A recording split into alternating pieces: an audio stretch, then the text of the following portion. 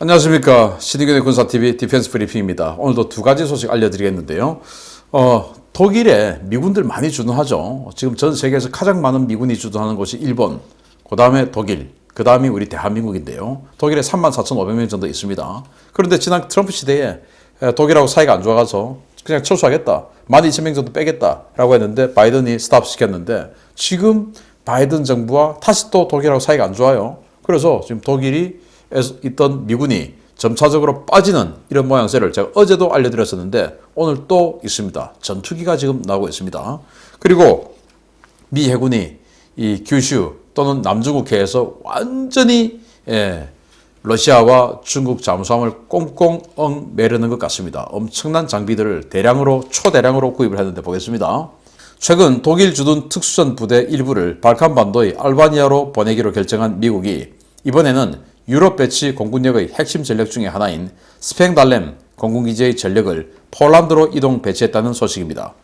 임시 배치 형식인데 중장기적으로는 아예 고정 배치될 가능성도 거론되고 있습니다. 독일 스팽달렘에 주둔하는 미 공군 제52 전투비행단 예하의 제480 전투비행대 소속 F-16CM 전투기들이 1월 4일자로 폴란드 중부 라스크 공군기지로 이동 배치됐다고 북대서양조약기구 최고사령부 공보실이 현지 시각 1월 8일 공식 발표했습니다. 미 공군은 이번 배치는 꽤 오래전부터 계획된 것이다 라며 이 일대에 이미 전개된 벨기에 공군의 F-16과 폴란드 공군의 F-16 전력들과 함께 발트의 순찰을 강화하고 역내 국가들과의 상호 운용성 강화를 도모할 것이다 라고 밝혔습니다. 이번에 배치된 F-16 전투기들은 우리 한국 공군의 KF-16과 동일한 블락 50 사양이지만 CCIP 성능 개량이 이루어져서 신형 링크16 데이터 링크 시스템과 헬멧 연동 조준 장치 등이 탑재되어서 신형 암람 미사일과 정밀 유도 무장 운용이 가능해진 F-16CM 버전입니다. 주목할 만한 것은 미국이 이번에 F-16을 전개시킨 기지입니다. 폴란드 공군 제32 기지로 명명되었던 이 기지는 냉전 붕괴 이후에 한동안 사용되지 않다가 지난 2019년 폴란드 공군이 F-16 전투기 10여 대를 배치하면서 대대적인 보수 공사를 실시한 기지인데요. 이미 2,770m 규격의 활주로가 있지만 주변에 추가 부지를 충분히 확보하고 있어서 미 공군이 폴란드에 고정 배치된다면 가장 가능성이 높은 기지로 손꼽히고 있습니다. 트럼프 정부 당시에 12,000명 규모의 대규모 감축이 통보되었던 주독 미군은 바이든 집권 직후에 감축안이 백지화되었지만 독일 정부의 꾸준한 자주 노선으로 다시 감축 가능성이 논의되고 있는데요. 이번 F-16 배치가 최근 슈투르가르트 지역의 특수부대 이전 배치와 함께 미국의 유럽 안보 전략을 수정하는 시그널이 될 수 있다는 관측이 쏟아지고 있습니다. F-16이 독일에 있던 F-16 부대가 폴란드로 임시 이동 배치했다라는 거예요. 그냥 임시로 가서 몇 번 뜨고 내리고가 아니라 임시 이동 배치했다.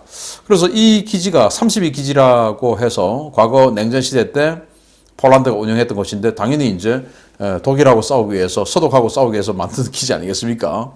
그런데 이제 입장이 바뀌어서 미군이 들어가는데 그동안은 팽개쳐 놓은 그런 기지였는데 몇 년 전부터 재개장 공사를 해서 활주로 또 이글루 이런 거 다시 다 수리하고 해서 아마도 이 미군은 여기에서 주둔할 수 있는가를 평가하기 위해서 이번에 이 비행대를 옮긴 것이 아닌가라고 생각이 되고 왜냐하면 지난 트럼프 시대에 이 메르켈 독일 총리 그리고 마크롱 프랑스 대통령 이런 사람들이 아니 우리가 왜 미국 따위의 이야기를 들어야 되냐, 우리 EU 전체 다 합하면 미국보다 더 인구도 많고 그런데 우리가 왜 들어야 되냐, 나토의 작전 통제권을 미군이 가지고 있으니까.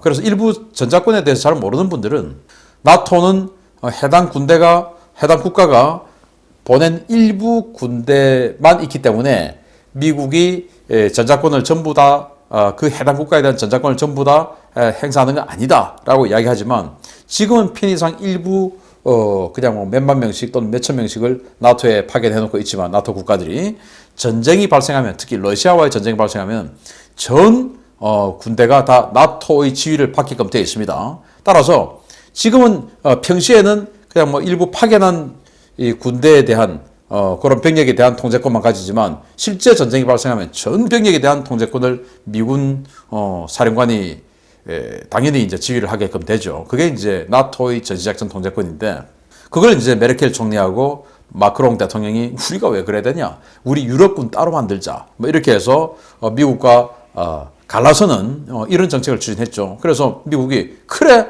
니들 맛 좀 봐라 하고는 12,000명의 병력을 철수시키는 결정을 하게 됩니다. 지금 전 세계에서 가장 많은 미군이 주둔하고 있는 나라는 일본입니다. 일본의 오키나와에 해병대가 대거 주둔하고 있기 때문에 그런 여러 가지 해서 일본의 54,000명 그리고 독일의 34,500명. 과거 냉전시대 때는 독일에 한 30만 명 주둔하고 있었어요, 미군이. 지금은 이제 냉전 끝났으니까 한 34,500명. 그리고 대한민국에 28,500명. 이렇게가 세계 랭킹 1, 2, 3위의 미군 주둔 지역인데 그걸 독일 니들 뺄 거야. 이렇게 해서 2만 명대 초반으로 줄여버릴 거야. 이렇게 되니까 독일에서 발끈했죠. 뭐 있을 때는 왜 있냐 하고 했다가 나간다고 하니까 그만큼 안보 비용을 자기네들 비용으로 이 전력을 다시 채워내야 되니까 생각만 해도 끔찍하죠. 그랬는데 바이든이 들어와서 그래 알았어. 우리는 안 할게. 걱정 마. 바이든이 미국이 다시 돌아왔어. 이렇게 해서 안 했는데 그러면은 미국에 대해서 이 군사적으로는 딴지 거는 행동을 안 해야 될 텐데 바이든 들어온 이 1년 동안에도 계속 독일이 미국에게 딴지를 걸고 했던 겁니다. 그리고 메르켈 총리가 끝나고 슐츠가 들어왔는데 이 사람은 더 좌파예요.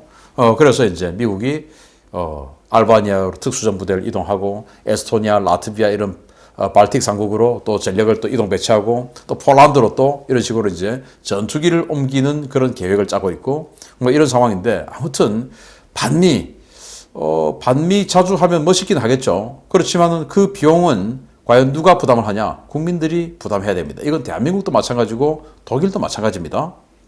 그리고 이 미국이 이 F-16 전투기들을 독일에 배치해 놓고 있다가 폴란드로 이동 배치하는 건 저는 아주 지극히 당연하다고 생각합니다.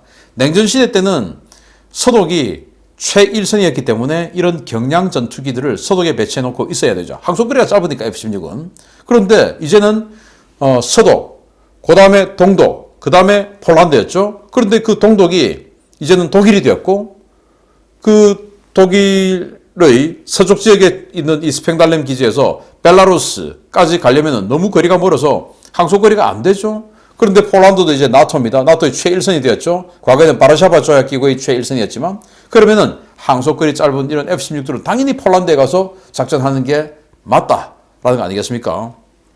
따라서 독일은 괜히 어기장 부리고 뭔가 내가 EU의 맹주야라고 하다가 아마 앞으로 굉장히 많은 군사 비용을 지출하게 되지 않을까라고 생각이 되고, 저는 뭐 여하튼 이 1977년도에 데뷔한 이 F-16 보면 지금도 보면 정말 잘 생겼구나 하는 생각이 들어요.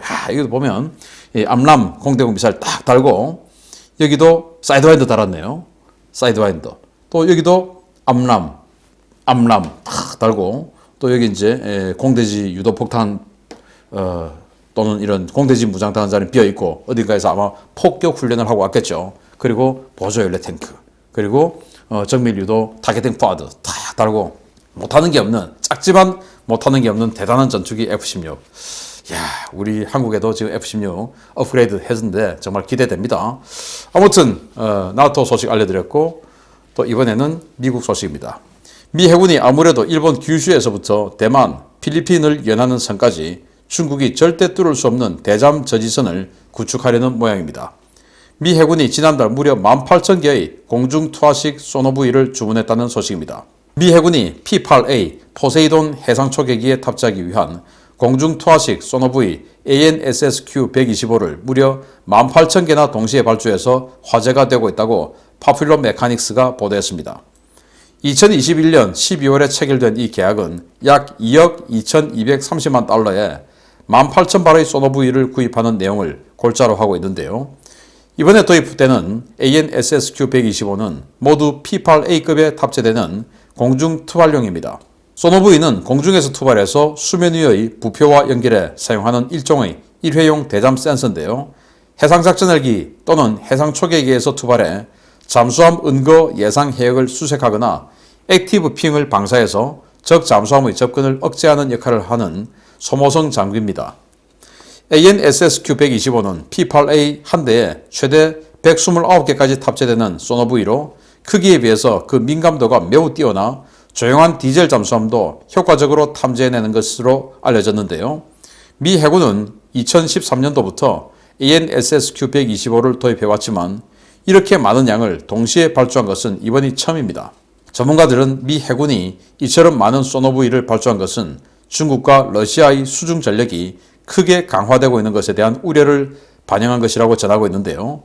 아무래도 유사시가 되면 오키나와 열도 인근과 바시 해협 일대는 미 해군이 뿌린 소노부이의 밭이 될 것으로 보입니다. 자, 소노부이 뭐 이렇게 퉁퉁 투하를 하고 하는데 이 가격이 승용차 한 대 정도의 가격이에요. 그래서 승용차 한 대를 그냥 퉁퉁 떨어뜨린다. 이게 이제 한번 떨어뜨리면 8시간 정도 물 위에서 이 액티브 핑을 방사하면서 작전을 하게 되는데 일회용이에요. 보시다시피 이제 물 위에 부이니까 물 위에 둥둥 떠죠. 떠 있는 상태에서 밑으로 센서를 좀 내립니다. 내려서 이제 거기서 액티브 핑을 쏘든지 주변에서 들려오는 소리를 듣든지 뭐 이렇게 하는 거예요. 그걸 8시간 동안 하는데 그 8시간짜리 일회용인데 이게 승용차 한 대 값이다. 이걸 이제 미국이 18,000개를 구매했으니까 승용차 18,000대 구매해서 그냥 한번 뿌리고 또 8시간 뒤에 또 다른 비행기 와서 또 뿌리고 뭐 이렇게 해서 남중국해의 중국 전략 핵 잠수함을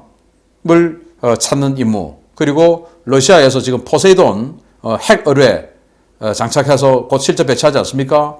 그래서 러시아의 그 핵 어뢰 장착한 잠수함이 태평양 가운데 블라디보스토크를 나와서 태평양으로 진출한 것을 탐지하기 위해서 뭐 소야 해협이라든지 뭐 이런 곳에 이제 계속 뿌리겠다는 말이죠. 그래서 아주 소모성 장비를, 이렇게 비싼 소모성 장비를 대량으로 구입해서 러시아 잠수함과 또 이 중국 잠수함을 남중국해 그리고 동해에서 완전히 가둬버리겠다 하는 이런 의도로 보이는데, 아무튼 뭐 전쟁은 돈입니다.